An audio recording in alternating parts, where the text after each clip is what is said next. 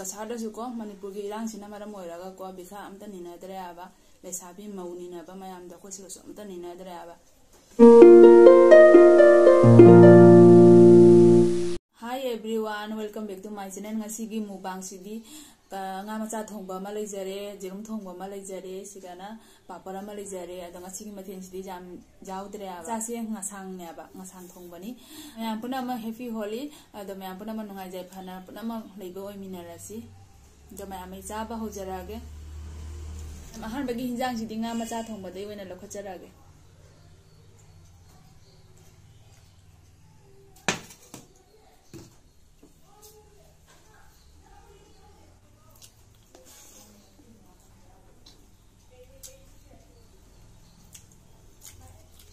Fazana hawa.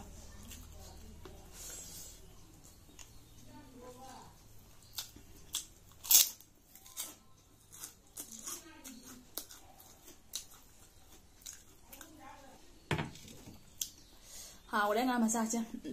Nga macha thongba che mahi lang lap to ro na hawa bani majang ku nga ga so hawa ta bani.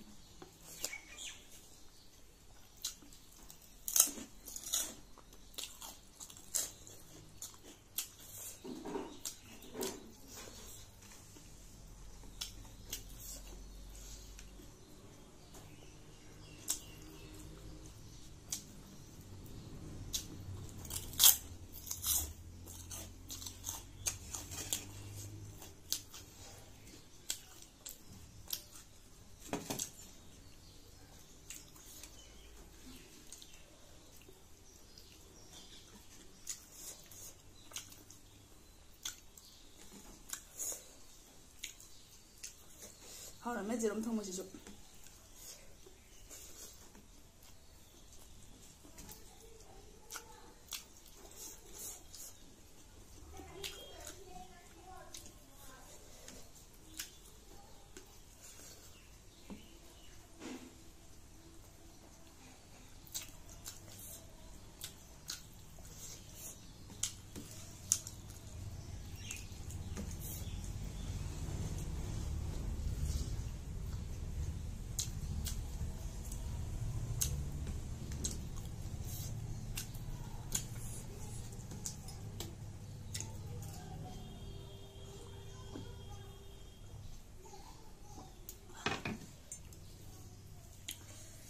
Hawa.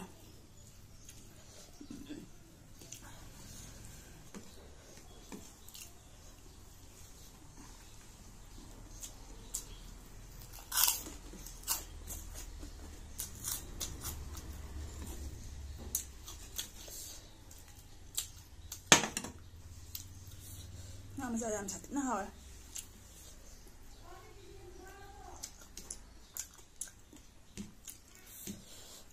Murong tangai thakwa jam satina hawa ne ba nga macha da murong tangai sojilaga haba jam satina hawa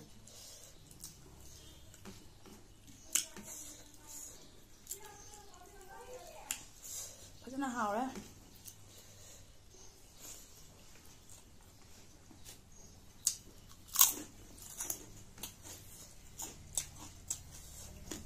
sa hagala banga jam na thongma si chaning dira ba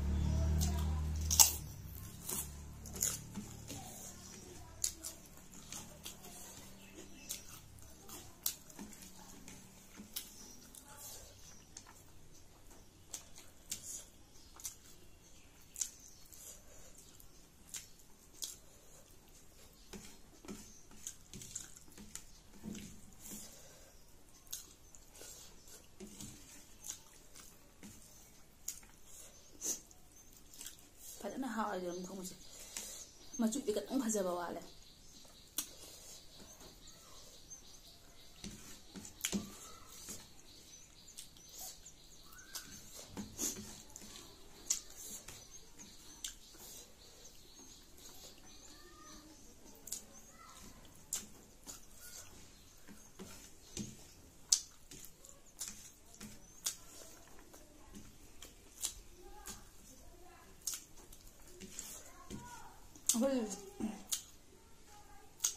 ꯑꯩꯈꯣꯏ ꯀꯁꯥꯔꯗꯁꯨꯀꯣ ꯃꯅꯤꯄꯨꯔꯒꯤ ꯏꯔꯥꯡꯁꯤꯅ ꯃꯔꯝ ꯑꯣꯏꯔꯒꯀꯣ ꯕꯤꯈꯥ ꯑꯝꯇ ꯅꯤꯅꯗ꯭ꯔꯦ ꯍꯥꯏꯕ ꯂꯩꯁꯥꯕꯤ ꯃꯧ ꯅꯤꯅꯕ ꯃꯌꯥꯝꯗꯣ ꯑꯩꯈꯣꯏ ꯁꯤꯗꯁꯨ ꯑꯝꯇ ꯅꯤꯅꯗ꯭ꯔꯦ ꯍꯥꯏꯕ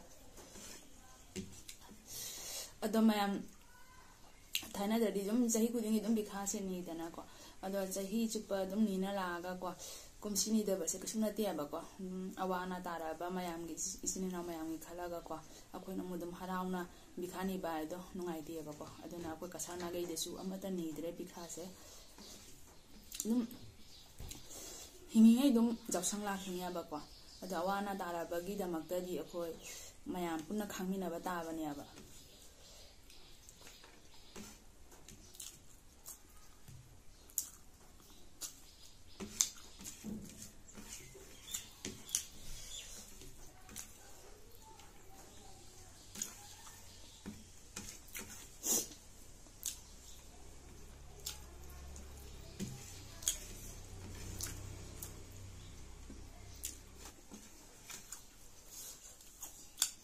ꯃꯇꯥꯡꯁꯤꯗ ꯚꯤꯗꯤꯑꯣꯁꯤ ꯁ꯭ꯋꯥꯏꯁꯤꯒ ꯂꯣꯏꯁꯤꯟꯖꯔꯒꯦ ꯑꯗꯨꯒ ꯅꯧꯅ ꯌꯦꯡꯕ ꯏꯆꯤꯟ ꯏꯅꯥꯎ ꯑꯣꯏꯕ ꯇꯥꯔꯒꯅ ꯁꯕꯁꯀ꯭ꯔꯥꯏꯕ ꯇꯧꯁꯟꯕꯤꯔꯣ ꯑꯗꯣ ꯉꯁꯤꯒꯤꯗꯤ ꯕꯥꯏ ꯕꯥꯏ